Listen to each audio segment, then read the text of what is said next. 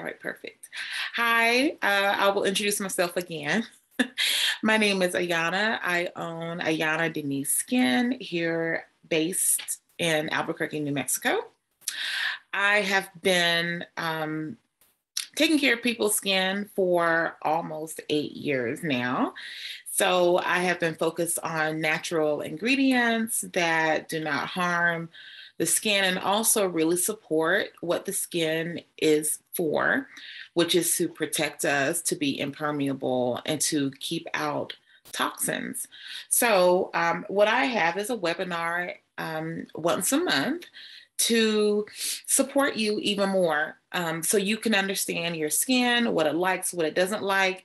And lately, my clients have been talking about these certain trends, with confusion. So they'll say, oh, is this good? Is this not good? Is this really for me? Is it not for me? So I decided to do sort of like a capsule of the top 5 trends, focus on 5 trends. Some of them are for some people and some of them are not. So, what may be good for your skin as a trend may not be good for mine. And the way you can sort of understand that is to have a direction and an understanding for what your skin actually is genetically, what it's made of, also the location, your geographic location that you're in. All those things have to do with whether a trend is good for your skin or not.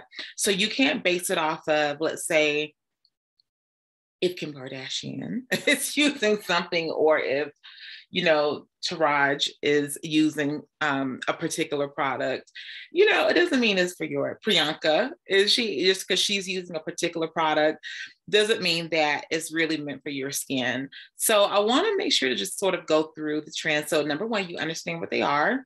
You have a good understanding, the definition of it, and also what it actually is. So here we go. The top 5 trends of 2022.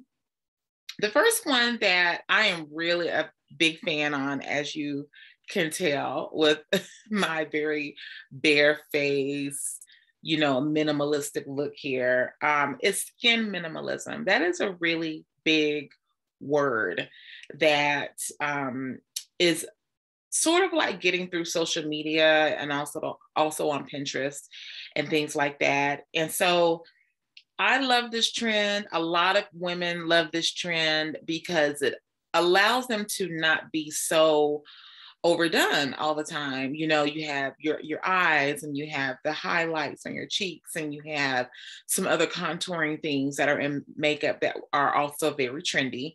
But some women are at the point where they're like, you know what? I really want to have like a really natural look, like I just woke up. That may or may not include makeup. So you can actually still have makeup on, but it still has a very fresh look. It smooths out the skin surface, but it also brings some definition to the eyes so that you're not super barefaced. You have a bare look, but it still has some great accents on your beautiful features. So the entire concept of skin minimalism is this in a nutshell. It's simple skincare routine, puts the welfare of our environment in the front. That is really important to understand. So when you're talking about skin minimalism and you want to do this entire sort of bare face or fresh look, you're also really thinking about the ingredients that are in the product that support that. So we do care about the coral reefs. We do care about the oceans. We do care about the fact that products are being packaged sustainably now. All of those things really do support skin minimalism. So number one is no makeup or no natural or like a natural makeup look, right? So some of us are not so confident with our face completely being bare, but we may feel comfortable with taking a step back from a full coverage makeup to a powder. Or even if you are doing a full coverage or a liquid foundation, you'll also be open to, when you put the foundation on, maybe replacing it with a tinted moisturizer. Those are all supporting skin minimalism. Sheer skin. So as opposed to adding blush and contouring to your skin, you're actually wanting a more sheer appearance. Maybe you're using a type of glow for your skin, a golden glow. Some people use a product with mica powder, you know, that have like really teeny tiny flakes of mica in it. And so it brings like this sort of really, I don't really call it a natural glow. It's more like a goddess like glow. So it's, you know, in the sun, you're just like, oh, you're just like this goddess and you feel really great about yourself. And it's like, oh, don't touch me. You can't touch me. That's the look I really do love. And then another one is natural brows. So I remember about a year and a half ago when people were really getting all the, you know, the framed eyebrow look. A lot of times it was for people who maybe had a very scarce eyebrow frame and they wanted to fill in. And then what ended up happening is it became like a full-fledged eye shaping on all the women. And a lot of the eye shaping looked very similar, you know, and looked, you know, just had this sort of like everyone had this exotic eyelash. You know, the arch was the same and, you know, everything was the same. I personally really miss the different eyebrow shapes where it was, you know, it was rounded right here and then it went down. I don't even see them anymore because everyone is getting these, you know, these eyebrow treatments done to get the peak right here, you know, the arch right here of your eyebrow. And so it's like, oh my gosh, it's so hard to sort of like see people genetically purely anymore because people are shaping their appearance to look like a particular ethnicity, which is it's somewhat bothersome to me. But you know, whatever. To each his own. Everyone do what feels right to you. But I do miss everyone's different eyebrows. I even miss the ones that just have some feathers in there, and you know, it's sort of like it makes their eyes pop more. You know, their actual, you know, the actual socket of the eye. You know, the popping the lashes with, you know, mascara, even though you may not have much up here. So I actually miss that. So now, you know, it's good to do natural brows. If you still feel a little bit awkward, you can still do like a little bit of a fill-in with powder or a pencil, but keep your natural brow shape. They're so beautiful to me. I love to see the different ones. Okay, another one that fits into this minimalism look, but slightly enhanced are lip plumpers. So lip plumpers are really interesting. So if you don't feel like you have a full set of lips, some good puckers, you can use a lip plumper. They do have a effect on the fullness of your lips. So as opposed to using pencils and color to make your lips look bigger, you can use a lip plumper. And so what a lip plumper is a temporary localized swelling. So it smooths the lines and the wrinkles. And you can actually use this anywhere on your face. It doesn't have to just be for your lips, but you can use it on your face where you have like fine lines and wrinkles. You know, we get very self-conscious about that. And men do too, not just women. Men and women feel a little bit, you know, they want to be more plumped up. They want to look, you know, take 5 years off. And so lip plumpers will do this, skin plumpers and fillers will do this. One thing to watch out for though, when you're selecting a lip plumper is ferulic acid. And it is an antioxidant that works to boost the effects of other antioxidants. A natural way to add plumpness to your skin and lips is argan oil and jojoba oil. Okay, so ferulic acid, you know, just so you understand where it comes from, it is an antioxidant. It actually helps to boost other antioxidants. It does come from seeds and leaves. So that's really good. So then you have also in the skin minimalism, whenever you're wearing it, you sort of like want to embrace the whole minimalism theme, right? So you want to say, hey, all the ingredients in this lip balm or lip lip gloss that I just used came from natural ingredients. So like our lip salve, there's only a couple of ingredients in here. Main one is beeswax, whereas in a lot of conventional lip balms, especially, they don't use beeswax. They use a type of petroleum and a plastic derivative to actually bond the balm to your lips. So it's something to just think about. Also, other natural resources that slow down oxidative damage. This is something you can do to your diet. You can add it to your diet. Fish, fatty fish, salmon is a good, nice fatty fish. Nuts, turmeric, green tea, melatonin, onion, and garlic. Okay, so also fortifying the skin against environmental stress. That is all a part of skin minimalism. So what we're doing is we're focusing on what will help our skin fight against environmental stressors, what is going to help our skin sort of like get rid of wastes. Those are the things you want to think about, and all while looking great and fabulous and young and fresh, right? The last thing in the skin minimalism category, that's a pretty big deal, are vitamins. So you hear vitamin E, you hear vitamin C. There's all types of ointments, salves, skin serums that are out here now that are boasting these vitamins inside. Okay, so vitamin E, you can find it in coconut oil, you can find it in sunflower seeds and sunflower oil. Vitamin C, easy, you can find that in all your citrus, so your lemon, orange, grapefruit, leafy greens, berries, you're gonna find it in that.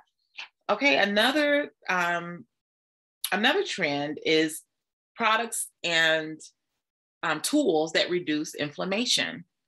That's a big category. So you may be seeing this particular, let's say, for instance, the Derma Roller. Oh my gosh, the Derma Roller has been huge for like a couple of years. You can get it in rose quartz. You can get it in, you can get it in anything. I'll be honest with you. I would love one in pyrite. Can I get can I get a Derma Roller in pyrite? That's what I would want. So you can get Derma Rollers to reduce inflammation. You can also get a gold cryo wand, which this thing is amazing. You can put it on your face. It harnesses cold, which is why it's so popular. And so when you harness cold, you actually are able to refresh the complexion.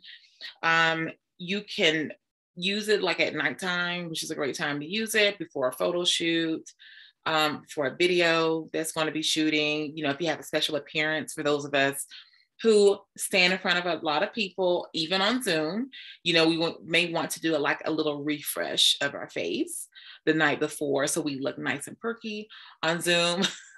So the Gold Cryo can really help you with that. And so will the Derma Roller. The purpose of the stones guide are very important. So for the Derma Roller, you have all types of stones that they have available now on there. So what I suggest is you look up the stones and understand what they are for, right? So I like rose quartz. I think it looks very pretty. But before I get a Derma Roller that roller is the rose quartz, I should really understand what a rose quartz could do for me. What does it support? So those are the things that you really want to keep in mind. But it's great for encouraging circulation of the blood and oxygen underneath the surface of the skin. So if you don't know how important that is, I touch on this all the time about massaging your face. Why is it so important? Because you want to circulate the blood and the oxygen throughout. It wakes up any problem areas. So if you have like laugh lines, if you have fine lines around your eyes, even if you have like some sagging skin under here, if you encourage your skin by massaging it, getting the circulation going, it really makes a big difference. Do it at nighttime. Okay, another big trend is people are starting to call out they don't have this in their product and they don't have that in their product. So no chemicals.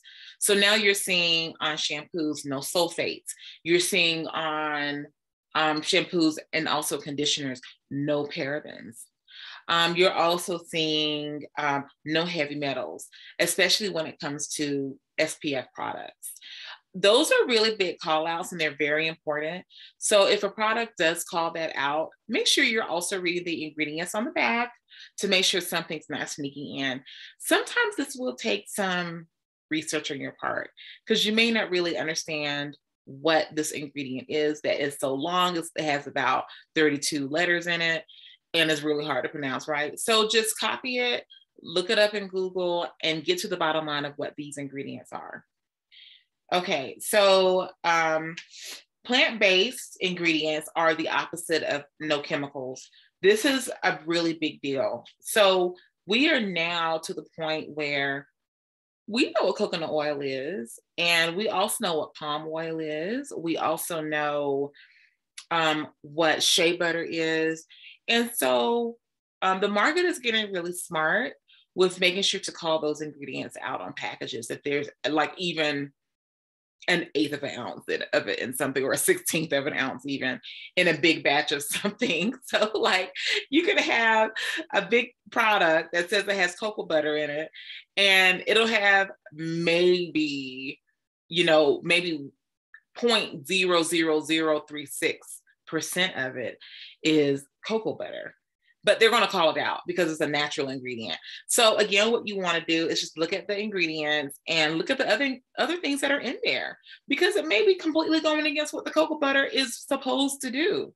So if you focus on that, look at the ingredients and make sure that all of them are plant-based, it provides a solid, healthy foundation. It really does. Okay, another plant-based ingredient I've been seeing a lot of is carob, which is a superfood. Carob is really great dietary-wise. It's great for your cholesterol. It reduces blood sugar. If you're diabetic, carob could be like a really good replacement for when you want chocolate. That's what is so great about it. It is also high in vitamins A and B2, which are also great for the skin. And it's also great for just this time of year through the pandemic, having a really good vitamin B foundation helps us with our energy levels as well. Okay, rose water. This is like my favorite natural ingredient. It's my favorite one. I keep rose water. I love it. You see, I only have like a little bit of this left, but this one is by the Heritage Store. And not all rose waters are made the same, but when I found this one, I actually did like it a whole lot. So I use this for myself at nighttime. Also, you know what? You can just like spray it and it just does something for your energy. It really does calm it down. It's great for spraying the linen before you go to sleep. Also, talk about some wonderful dreams. It's really good. So don't slack on the rose water. It's really good stuff. Okay, natural ingredients are just like the rose water. They're packed with antioxidants. They're packed with vitamins. All those together strengthen our skin barrier. This is really important to understand because your skin should be impermeable. It should keep things out. And in a time like even COVID, viruses, there's so many ways the virus can get in, ears, nose, mouth. That's why a lot of people who are dealing with COVID feel like they have strep throat. Sometimes it feels like a sinus infection. Sometimes people are coughing if it gets into their lungs a lot, right? So the skin is also keeping things out. Otherwise, everything can just come through the skin. It won't have to go through our ears or down our throat or through our nose or even through our eyes, right? It could just go through our skin. So with some of us, our skin has been weakened. That is a big defense, okay? The skin is a defense for everything else in the body. And once it becomes non-impermeable, big issues begin happening. A person could be sick all the time.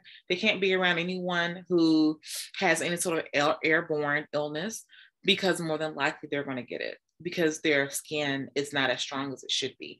So we want to stick with products that do have natural ingredients because we know that it strengthens our skin, whereas chemicals do a great job of just breaking the skin barrier down.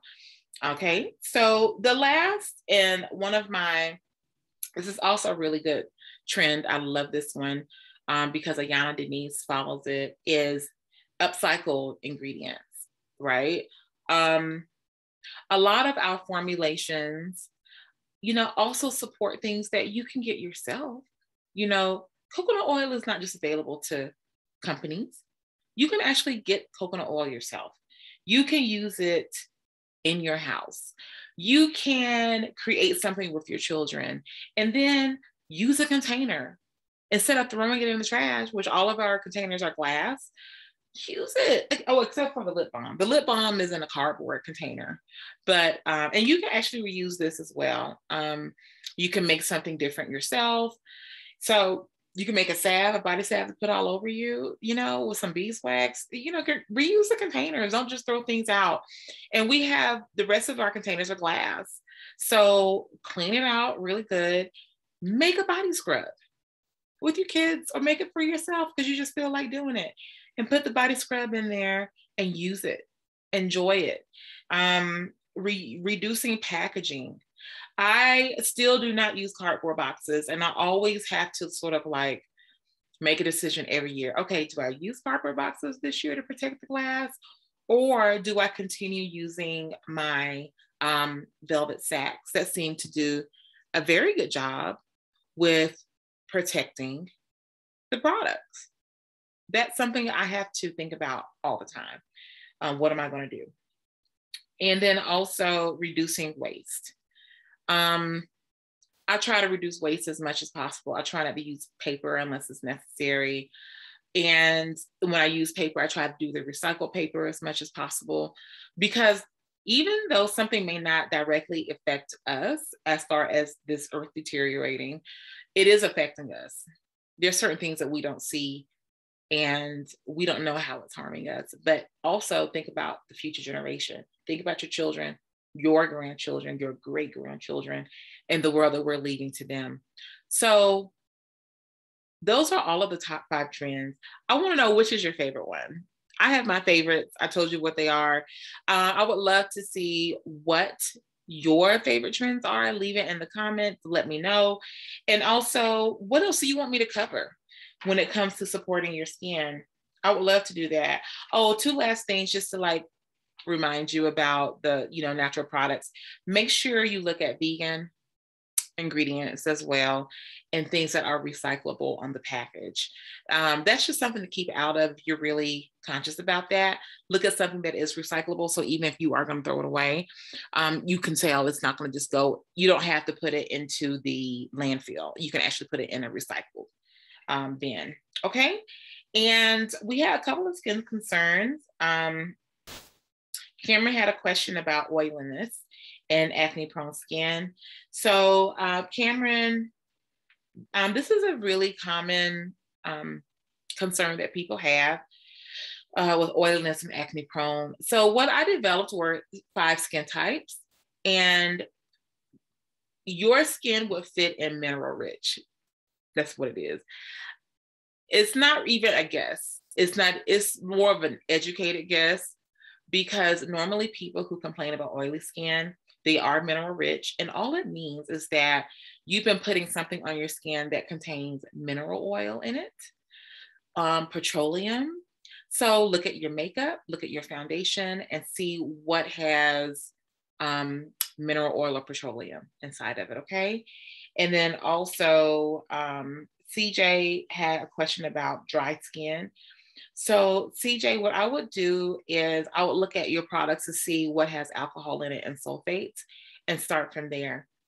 Thank you all so much for joining me today. I had a great time just talking about these trends, very important to me.